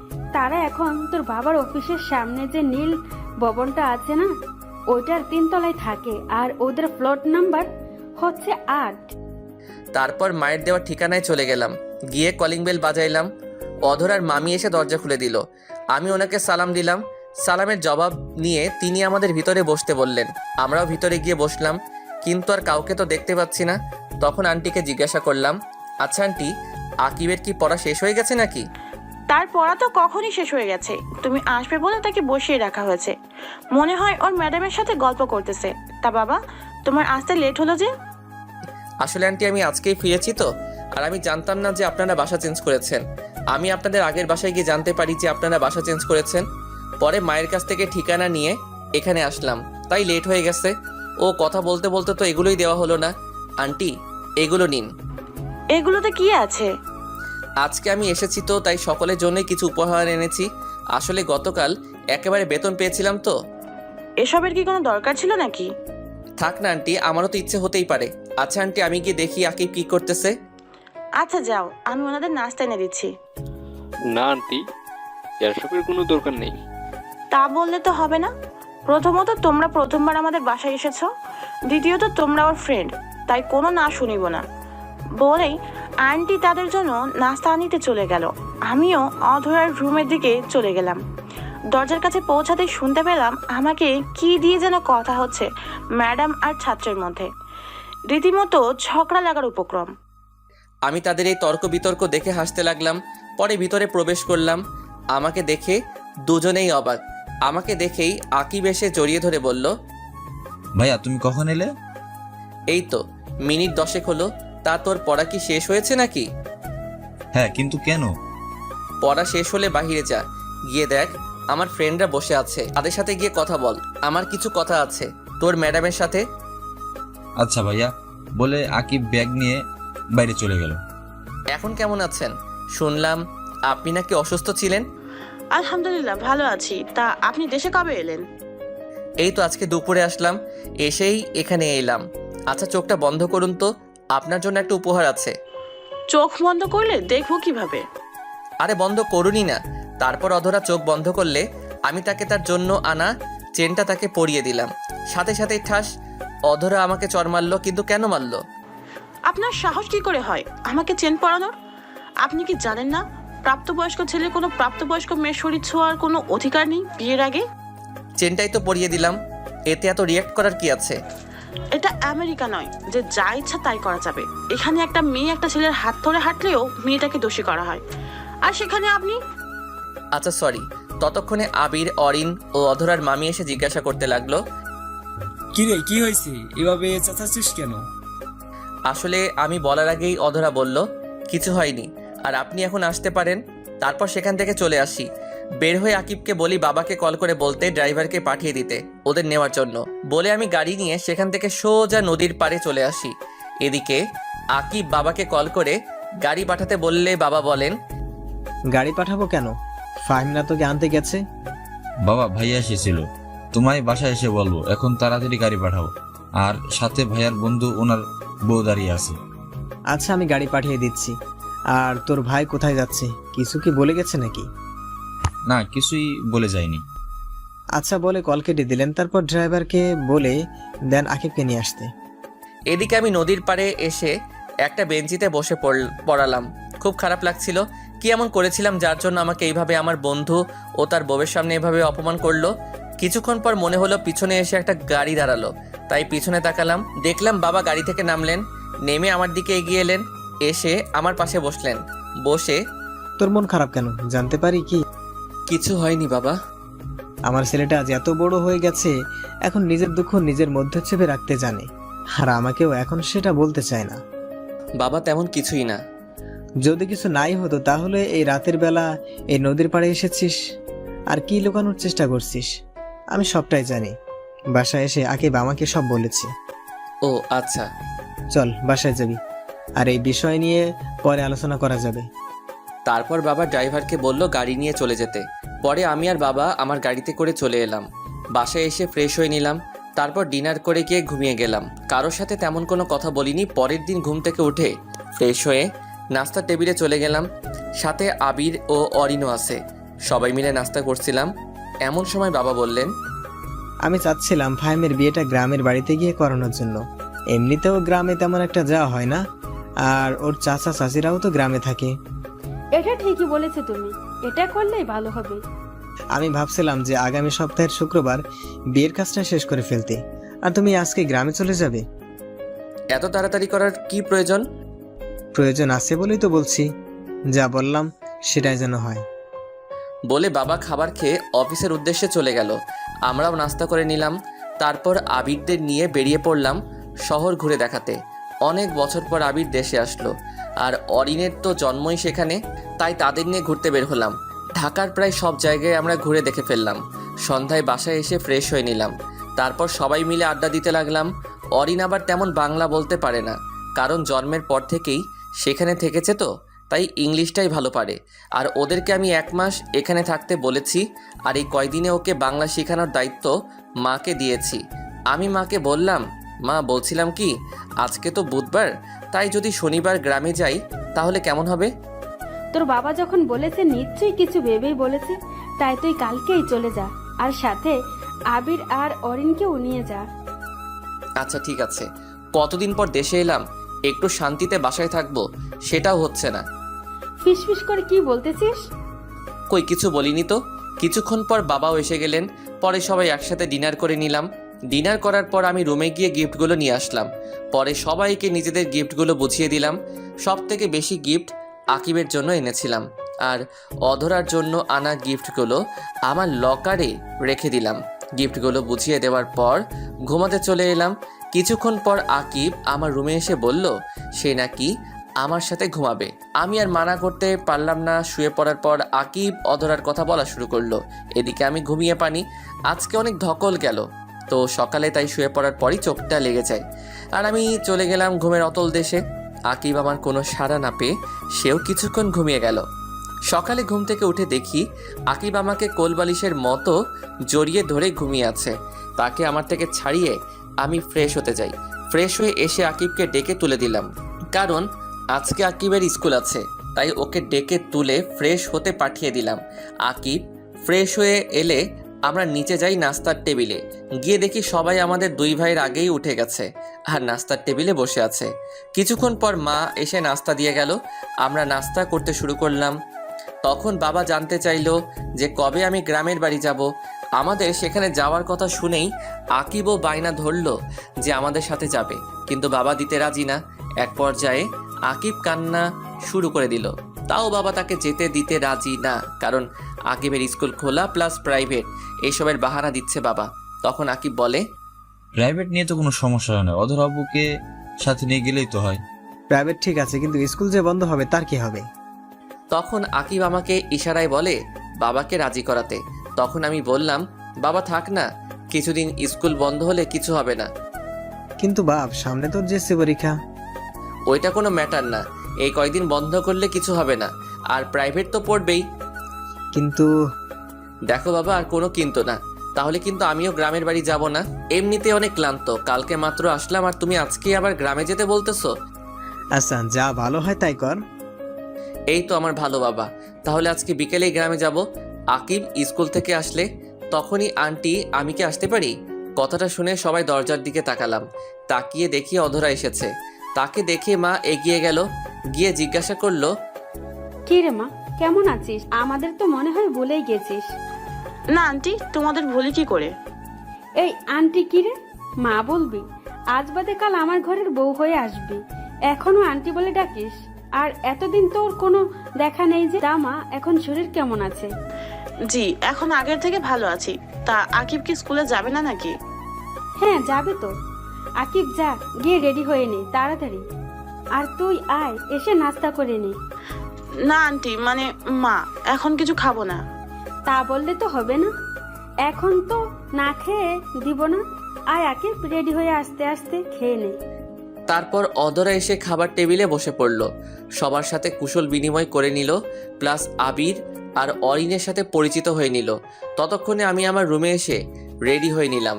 নিচে গিয়ে বললাম আকিবকে বইল স্কুল থেকে এসে রেডি হয়ে থাকতে, আমরা সন্ধ্যায় রওনা দিব। আবির চল একটু বের হব। আচ্ছা, আর শোন, তোদের সাথে অধরাও যাবে। ও না থাকলে আকিব পড়বে কিভাবে? তুমিও বাবার মতো শুরু করে দিয়েছো। সেখানে আমিরা ঘুরতে যাচ্ছি, সেখানে গিয়ে কি পড়ালেখা করবে? ও যেখানে আমরা ঘুরবো, আর ওনার আমাদের সাথে যেতে হবে কেন? আমি কিচ্ছু জানি না, তোর বাবা বলে গিয়েছে। ধুর, ভাল লাগে না। ওই আবির দাঁড়িয়ে আছিস কেন, চল। তারপর আমি আর আবির বেরিয়ে পড়লাম। আসলে এখানে অরিনের পরার মতো কোনো সালোয়ার বা শাড়ি নেই, তাই আবিরকে নিয়ে গেলাম। প্রথমে ব্যাংকে গেলাম টাকাগুলো ভাঙিয়ে নিতে, পরে আবিরকে নিয়ে মলে গিয়ে কিছু কেনাকাটা করে নিলাম, আর চাচাতো ভাই বোনদের জন্য কিছু উপহার কিনে নিলাম, আর ছোটগুলোর জন্য খেলনা আর কিছু চকোলেট কিনলাম। ফুফাতো ভাই বোনের জন্যও সেম জিনিসই কিনলাম। তারপর দুপুরে আমরা দুইজনই লাঞ্চ করে নিলাম বাইরে। বাসায় আসতে আসতে বিকেল হয়ে গেল। আসলে রাস্তায় যে পরিমাণ জ্যাম তা বলে বোঝানো যাবে না। যেখানে যেতে 30 মিনিট সময় লাগার কথা, সেখানে যেতে সময় লাগে 1.5 ঘন্টা। বাসায় এসে ফ্রেশ হয়ে একটু রেস্ট নিয়ে নিলাম। কখন যে চোখ লেগে গেছে বুঝতেই পারিনি। হঠাৎ মনে হলো কেউ যেন আমাকে ডাকছে, তাই চোখ খুলে তাকালাম। তাকিয়ে দেখি অধরা আমাকে ডাকছে। তখন আমি বললাম, কি হলো, আপনি আমার রুমে কেন? কেউ দেখলে কি বলবে? আর আমাকে ডাকছেনই বা কেন? তখন অধরা বলল, আসলে মা বলেছে আপনাকে ডাকতে, প্রায় সন্ধ্যা হয়ে গেছে তো, আর আপনি তো বলেছিলেন যে সন্ধ্যায় রওনা দিবেন। আমি বললাম আচ্ছা ঠিক আছে, আপনি যান এখন, না হলে লোকে আপনাকে খারাপ মনে করবে। তারপর অধরা আর কিছু না বলে চলে গেল। আমি আকিবকে ডাক দিলাম। কিছুক্ষণ পর আকিব চলে এলো। আমি তাকে বললাম যে সবাইকে বলতে রেডি হয়ে নিতে আর আমার লাগেজটা গুছিয়ে দিতে। আকিব বলল, আমার লাগেজ নাকি গুছানো? আকিবকে জিজ্ঞাসা করে জানতে পারলাম অধরা নাকি আমার লাগেজ গুছিয়ে দিয়েছে। আমি আর কিছু বললাম না এই বিষয়ে। পরে আকিবকে বললাম লাগেজটা নিয়ে গাড়িতে রেখে দিয়ে রেডি হয়ে নিতে। বলার সাথে সাথেই আকিব লাগেজ নিয়ে চলে গেল। আমিও চলে গেলাম ফ্রেশ হয়ে নিতে। ফ্রেশ হয়ে রেডি হচ্ছিলাম, এমন সময় অধরা আমার রুমে আসলো। আমি তখন রেডি হচ্ছিলাম তাই খেয়াল করিনি। রুমে ঢুকেই দিল জোরে একটা চিৎকার দিল। আমিও তার চিৎকার শুনে পিছনে তাকালাম। বুঝলাম না কি জন্য চিৎকার করলো। তার চিৎকার শুনে সবাই চলে এসে ওকে জিজ্ঞাসা করা শুরু করলো যে কি জন্য এমন চিৎকার দিল। তখন অধরা বলল, আসলে আমি ওনাকে ডাকার জন্য ওনার রুমে এসেছিলাম। এসে দেখি উনি শুধু একটা 3/4 প্যান্ট পরেছিলেন, কোনো শার্ট পরেছিলেন না, তাই আমি চিৎকার দিয়ে ফেলেছি। ধুর পাগলি, এতে চিৎকার করার কি আছে? কিছুদিন পর তো তুই ওর বউ হবি। আর ওই এমনই এত বড় হয়ে গেছে, এখনো 3/4 পরে থাকে বাসায়। আচ্ছা তুই যা, গিয়ে নিচে বস। অধরা নিচে চলে গেল, সাথে বাকিরাও চলে গেল, শুধু মা ছাড়া। সবাই যাওয়ার পর মা বলল, তোর কি কোনো কাণ্ডজ্ঞান নেই নাকি? আমি আবার কি করলাম? আমি তো রেডি হচ্ছিলাম। ওনাকে কে বলল এখানে আসতে? আমি তো বলেছিলামই রেডি হয়ে নিতেছি। তুই কি 3/4 আর টি শার্ট পরে যাবি নাকি? হ্যাঁ, কেন? কোন দিক দিয়ে এটা খারাপ? আচ্ছা, এখন বেশি কথা না বলে রওনা দিতে হবে, না হলে পরে অনেক রাত হয়ে যাবে। তারপর রেডি হয়ে বের হলাম। গাড়িতে যাওয়ার সময় আমি ড্রাইভ করেছিলাম আর আমার পাশের সিটে আবির বসেছিল। দীর্ঘ 2 ঘন্টা জার্নির পর গ্রামে পৌঁছালাম। পৌঁছে গাড়ির হর্ন বাজানোর শব্দ শুনে সবাই বেরিয়ে গেল। তারপর সবাইকে নিয়ে ভিতরে গেল। আমি গিয়ে গাড়ি পার্ক করলাম। পরে ভিতরে গেলাম, গিয়ে সোফায় বসলাম। 10 মিনিট হয়ে গেল, কেউ এলো না আর জিজ্ঞাসাও করলো না কেমন আছি। সবাই অধরাকে নিয়েই ব্যস্ত। তখনই চিৎকার করে বড় চাচাকে ডাক দিলাম, চাচা, ও চাচা। আমার ডাক শুনে তাড়াতাড়ি করে চাচা এসে জিজ্ঞাসা করলেন, কি রে, কি হয়েছে? এভাবে চেঁচাচ্ছিস কেন? আমাকে মনে হয় ভুলেই গেছেন। এতদিন পর এলাম, কেউ একবারও জিজ্ঞাসা করলো না কেমন আছি বা এত দূর আসতে কোনো সমস্যা হয়েছে কিনা। 15 মিনিট হয়ে গেল এখানে বসে আছি, কেউ এসে পানি পর্যন্ত দিল না। আমি আর এখানে থাকবো না, এখনই আমি চলে যাব। আরে রাখ তো ওদের কথা, ওরা একটু এমনই। আসলেই তো তুই অনেক বছর পর এসেছিস, এটা তারা ঠিক করেনি। তুই বস, আমি কাউকে পাঠিয়ে দিচ্ছি। কাউকে পাঠাবা মানে? তার মানে আসলে সবাই আমাকে ভুলে গেছে। ধুর, আমি এখানে থাকবোই না বলেই বাইরে চলে এলাম। চলে তো এলাম, কিন্তু এখন যাব কোথায়? ধুর, আসলেই আমি অল্পতেই রেগে যাই। তখনই ছোট ফুপির কথা মনে পড়ে গেল, তাই গাড়ি নিয়ে রওনা দিলাম ফুপির বাসার উদ্দেশ্যে। 30 মিনিট পর পৌঁছে গেলাম ফুপির বাসায়। আমাকে দেখে ফুপি অবাক হয়ে গেল, বলল, কি রে তুই এত রাতে, তাও আবার কিছু না জানিয়ে?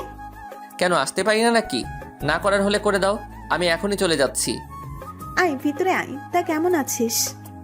ভালো আছি, আপনি কেমন আছেন? আমিও ভালো আছি। তা তোকে দেখে মনে হচ্ছে খুব রেগে আছিস। কি হয়েছে রে? আর বলিও না, আজ তোমার বাপের বাড়ি গেছিলাম, গিয়ে দেখলাম সেখানে আমার কোনো সম্মান নাই, তাই রাগারাগি করে এখানে এসে পড়ছি। রে ও, এই কথা। যা গিয়ে ফ্রেশ হয়ে নে, খেয়ে নিব।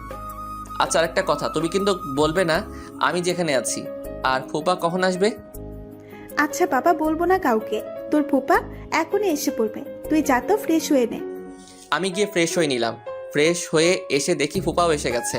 তারপর ফুপার সাথে কৌশল বিনিময় করে নিলাম। পরে সবার সাথে ডিনার করে নিলাম। খাওয়া শেষে ফুপিকে জিজ্ঞাসা করলাম আমার বোনগুলো কই। ফুপি বললেন তারা নাকি অনেক আগেই ঘুমিয়ে পড়েছে পাশের রুমে। আমাকেও বললো ওদের সাথে গিয়ে ঘুমিয়ে পড়তে। আমিও গিয়ে ঘুমিয়ে পড়লাম। সকালে ফোনের চিল্লা চিল্লিতে ঘুমটা ভেঙে গেল। ঘুম ঘুম চোখে ফোনের স্ক্রিনে তাকিয়ে দেখি বড় চাচা কল দিয়েছে। আমিও কল ধরিনি। কিছুক্ষণ পর কল কেটে গেল। কেটে যাওয়ার পর ফোনটা সাইলেন্ট করে আবার ঘুমিয়ে গেলাম। কতক্ষণ করে কারো ডাকে ঘুম ভেঙে গেল। তাকিয়ে দেখি মুন্না আমাকে ডাকতেছে। ঘুম থেকে উঠে ফ্রেশ হয়ে নিলাম। পরে ফুপি ডাক দিলেন ব্রেকফাস্ট করার জন্য। আমিও গিয়ে ব্রেকফাস্ট করে নিলাম। পরে ফোনটা হাতে নিয়ে দেখি 100+ মিসড কল। চেক করে দেখলাম বাবা, চাচা, চাচি, মা, আপু সবাই কল করেছে। আর একটা নাম্বার দেখে খুবই অবাক হলাম, কারণ আমি আমেরিকা যাওয়ার পর যে মেয়েটা কল দিয়েছিল আজকেও সেই কল দিয়েছে, এমনকি রাতেও কল দিয়েছে। তখন ফুপিকে ডাক দিলাম। ফুপি এসে জিজ্ঞাসা করলো কি হয়েছে। আমি বললাম আচ্ছা দেখো তো এই নাম্বারটা চিনো কিনা। ফুপি বললে এটা নাকি অধরার নাম্বার।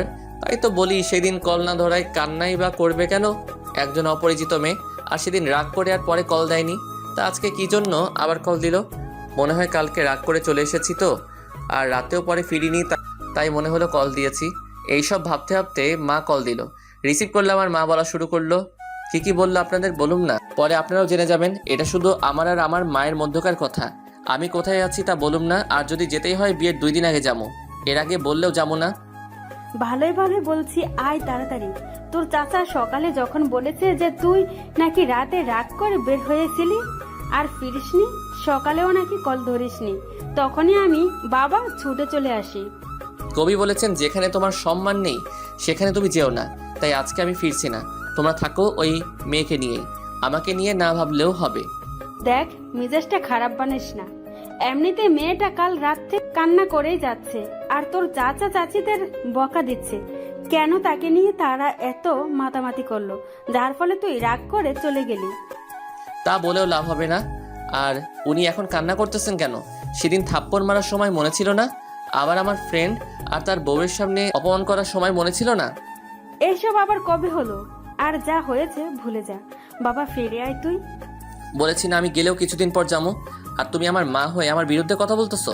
ঠিক আছে আমি ফিরবো আজকেই, এবার খুশি তো? বলে কল কেটে দিলাম।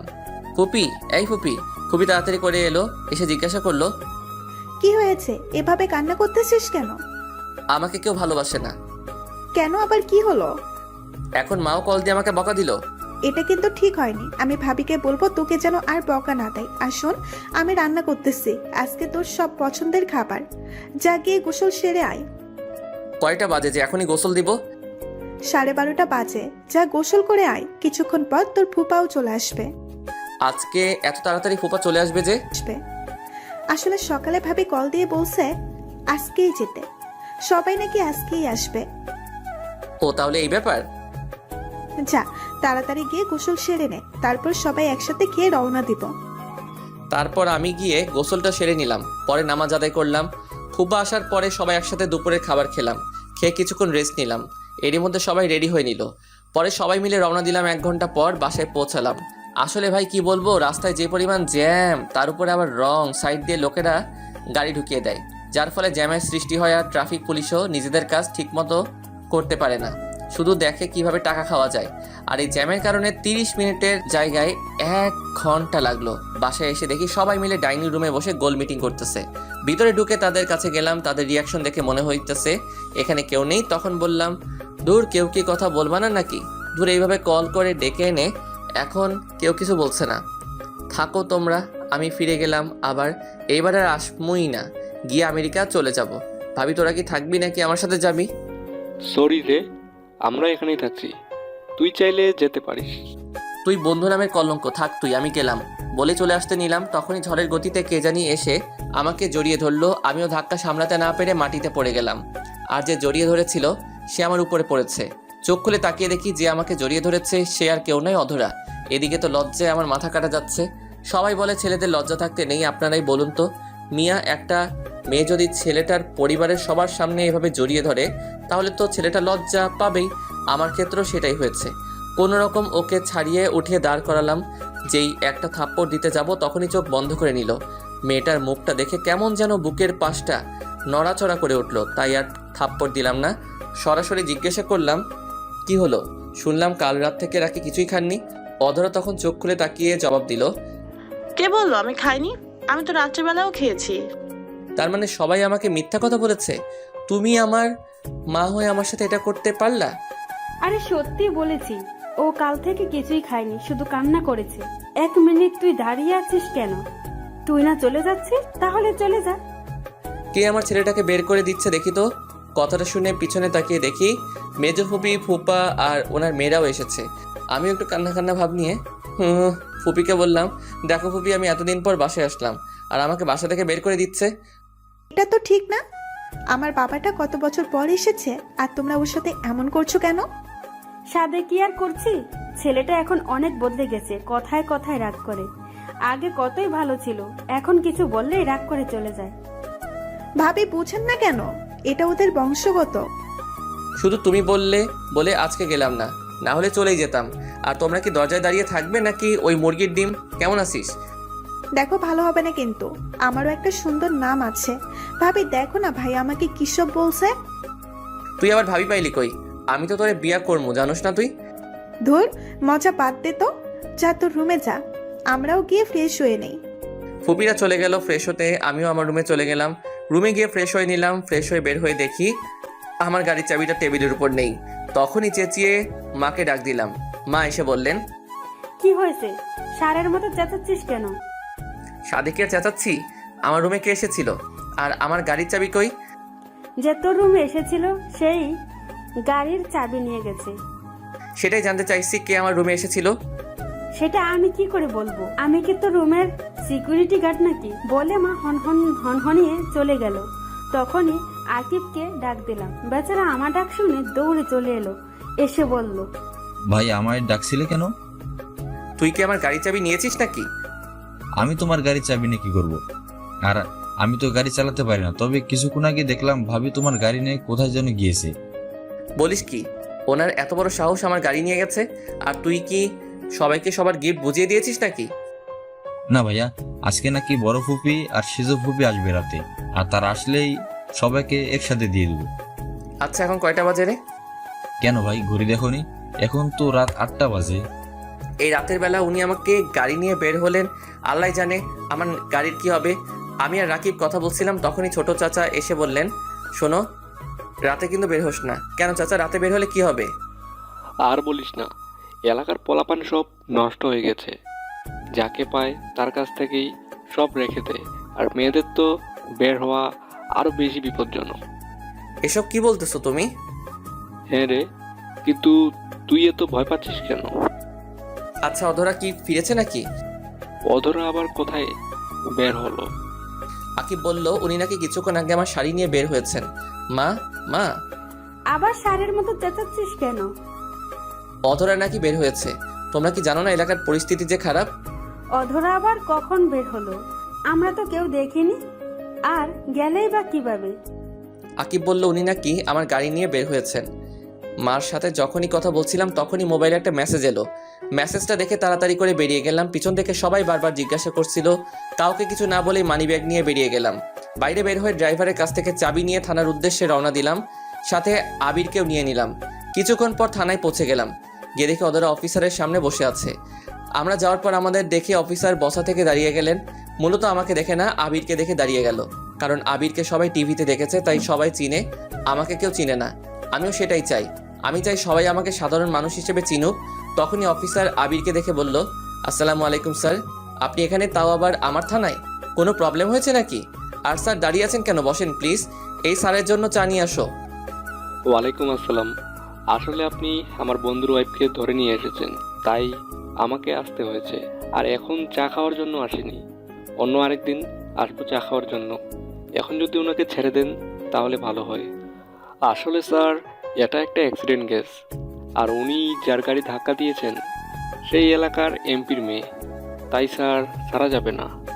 আর ওনাকে নিয়ে আসার পরেই উনি আপনার বন্ধুদের পরিবারের কথা বলেছে, তাই তো আপনার বন্ধুকে আমি টেক্সট করে আসতে বলি।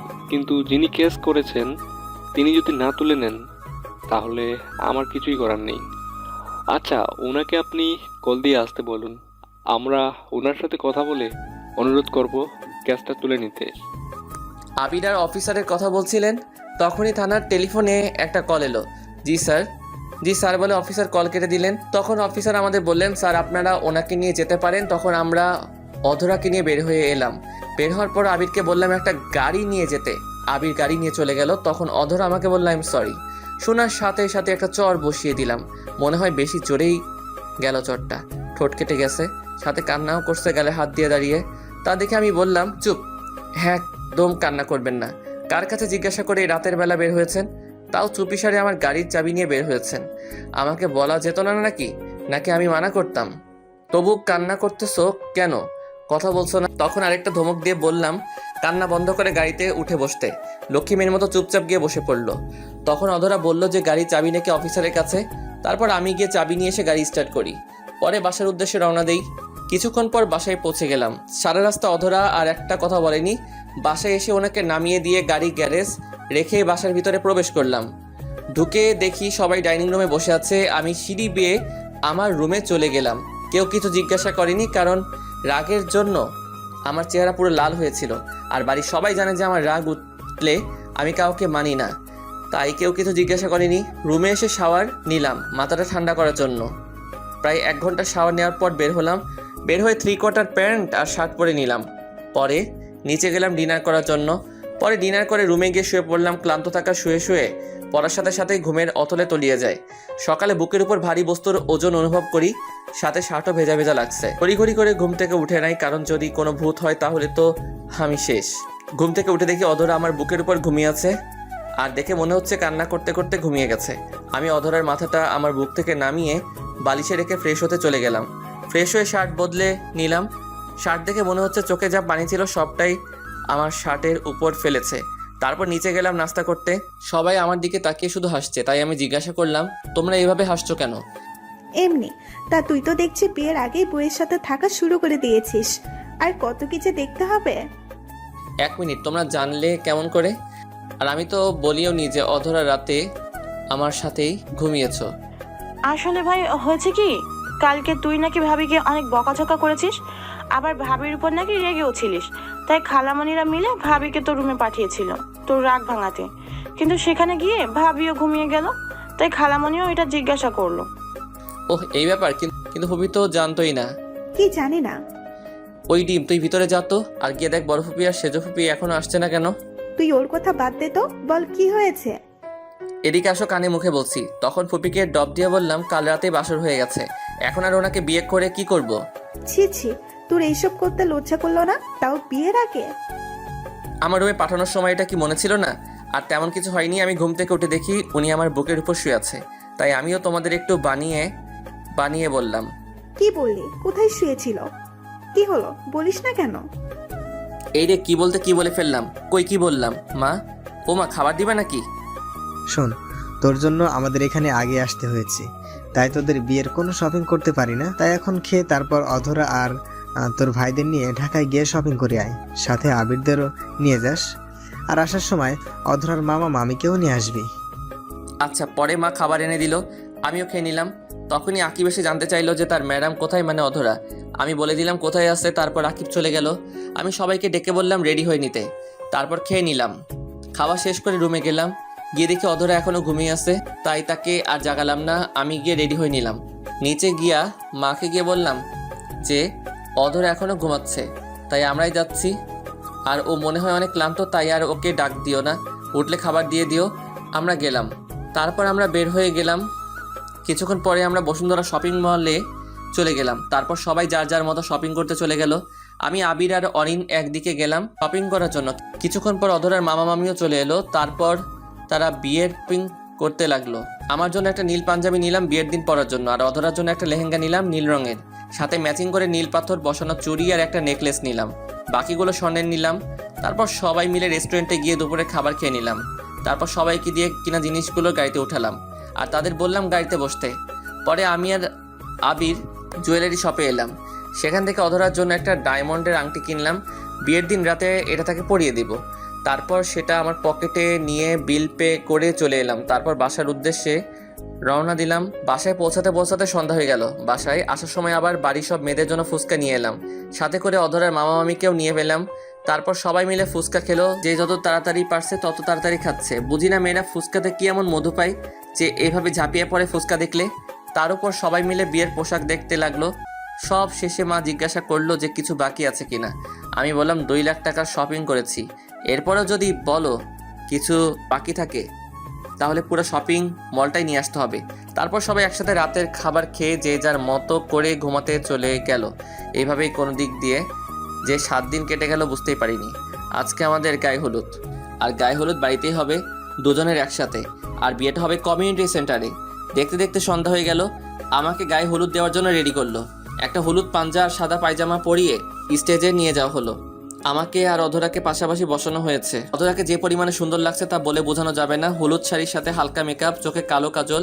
আপনারা দেখলে আপনারাও প্রেমে পড়ে যাবেন, তাই আর বেশি বলবো না, কারণ যদি আপনারা আমার বউয়ের দিকে নজর লাগান। তারপর একে একে সবাই এসে হলুদ লাগিয়ে দিল।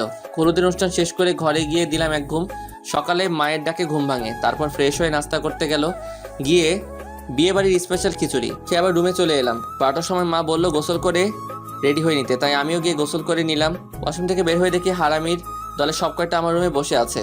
সবার সাথে কুশল বিনিময় করে নিলাম। তারপর বন্ধুরা আমাকে রেডি করে দিল। তারপর 1টার দিকে দই চিরা খেয়ে কমিউনিটি সেন্টারের উদ্দেশ্যে রওনা দিলাম। 10 মিনিটের মধ্যে পৌঁছে গেলাম। আমাকে নিয়ে স্টেজে বসানো হলো, সাথে বন্ধুরাও গেল। সাথে সাথে ক্যামেরাম্যান এলো ছবি তুলতে। ভাইরে ভাই, ছবি উঠাতে উঠাতে ক্যামেরাম্যান মনে হয় ক্লান্ত হয় নাই, কিন্তু আমি ক্লান্ত হয়ে গেলাম। কিছুক্ষণ পর কাজে এসে বিয়ের সব কাজ সম্পূর্ণ করে দিলেন। সন্ধ্যার দিকে কেউ বউ নিয়ে বাসায় নিয়ে এলাম। বাসায় এসেও অনেক নিয়ম পালন করে ভিতরে